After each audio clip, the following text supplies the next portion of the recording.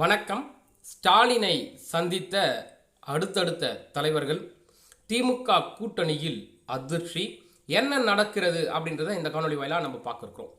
கடந்த 2 வார கால இடைவெளியில் முதல்வர் ஸ்டாலினை 4 அரசியல் கட்சி தலைவர்கள் சந்தித்து மூலம் கூட்டணி கட்சிகளுக்கு மறைமுக எச்சரிக்கை ஒன்றை கொடுத்திருப்பதாக அரசியல் வட்டாரத்தில் பெரும் பேசுபொருளாக மாறியிருக்கிறது.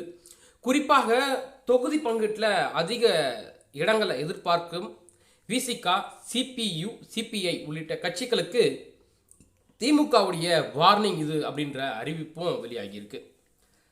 சட்டசபை தேர்தல் நெருங்கி வரக்கூடிய சூழலில் சில மாதங்களுக்கு முன்பே தேர்தல் பணிகளை அரசியல் கட்சிகள் தீவிரமாகவே தொடங்கியிருக்கிறாங்க. அதற்கு ஏற்றவாறு திமுக கூட்டணியில் இருக்கும் காங்கிரஸ், விசிகா, சிபிஎம், சிபிஐ, மதிமுக உள்ளிட்ட கட்சிகள் கூடுதல் இடங்களை எதிர்பார்ப்பதாக தெளிவாகவே சொல்லியிருந்தாங்க. அதே போல சொந்த சின்னத்தில் தான் நிற்போம், உதயசூரியத்தின் சின்னத்தில் நிற்க மாட்டோம் அப்படின்ற நிர்பந்தனத்தையும் வச்சாங்க. மதிமுக ஒரு படி மேலே சென்று எங்களுக்கு 12 தொகுதிகளை நாங்கள் கேட்போம் அப்படின்னு சொல்லி வந்தாங்க. இதனால திமுக கூட்டணிக்குள் குழப்பம் ஏற்பட்டதாக அதிமுக மற்றும் பாஜகவினர் கடும் விமர்சனத்தை முன்வைத்தாங்க. ஆனால் தொகுதி பங்கீட்டில் நாங்கள் பிடிவாதம் காட்ட மாட்டோம் அப்படின்னு சொல்லிட்டு விடுதலை சிறுத்தைகள் கட்சி தலைவர் திருமாவளவன் சொல்லியிருந்தார். தொகுதி பங்கீடு சூழலுக்கு ஏற்ப முடிவையும் செஞ்சுக்குவோம் அப்படின்னு சொல்லியிருந்தார்.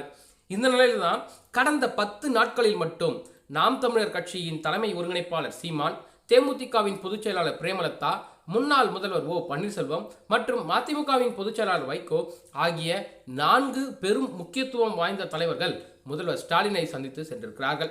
இவர்கள் அனைவருக்கும் நேரம் ஒதுக்கி ஸ்டாலின் தனித்தனியே ஆலோசனை மேற்கொண்டு இருக்கிறார். இந்த சந்திப்பின் மூலம் திமுக தனது கூட்டணி கட்சிகளுக்கு ஒரு மறைமுகமான ஒரு வார்னிங்கை கொடுப்பதாக பார்க்கப்படுகிறது. குறிப்பாக கூட்டணியில காங்கிரஸ், விசிகா, சிபிஎம், சிபிஐ உள்ளிட்ட கட்சிகள் ஆட்சியில் பங்கு, தொகுதி பங்கீட்டில் அதிக இடங்கள் உள்ளிட்ட விவரங்களை திமுகவிடம் அதிகமாகவே எதிர்பார்ப்பதாக கூறப்படுகிறது. இதற்கு கடும் எச்சரிக்கையை முன்வைக்கிறது. ஒருவேளை அப்படி எதிர்பார்த்தாலும் நீங்க மட்டும் எங்களோட கூட்டணியில இல்லை, எங்களுடைய இந்த உங்களின் இடத்தை நிரப்ப மாற்று கட்சி தயாராக இருக்கிறாங்க. திமுக தரப்புல மறைமுகமாக சொல்லப்படாத உண்மையாக இது பார்க்கப்படுகிறது. இதன் மறுபக்கமே வந்து பார்த்தீங்கன்னா, நேற்று நம்ம மதிமுகவினுடைய பொதுச் செயலாளர் வைகோ என்ன சொல்லியிருக்காருன்னா, மீண்டும் திமுக தனி பெரும்பான்மையுடன் ஆட்சி அமைக்கும் அப்படின்னு பேசியிருக்கிறாரு. அது மட்டும் இல்லாம திமுக கூட்டணியை விரிவாக்கம் செய்யும் எண்ணத்துல தான் இருக்கிறாங்க.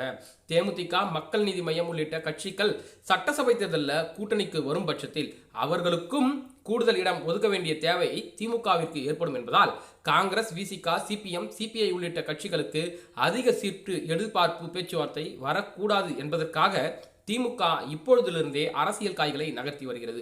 பார்க்கலாம் திமுக யார் யாருக்கு எத்தனை தொகுதிகளை ஒதுக்க போட போகிறது, யார் யார் கூட்டணிக்கு வரப்போகிறார்கள், யார் யார் கூட்டணியில் இருந்து வெளியேறப் போகிறார்கள் என்பதை எல்லாம் பொறுத்திருந்துதான் பார்க்க வேண்டும். நன்றி, வணக்கம்.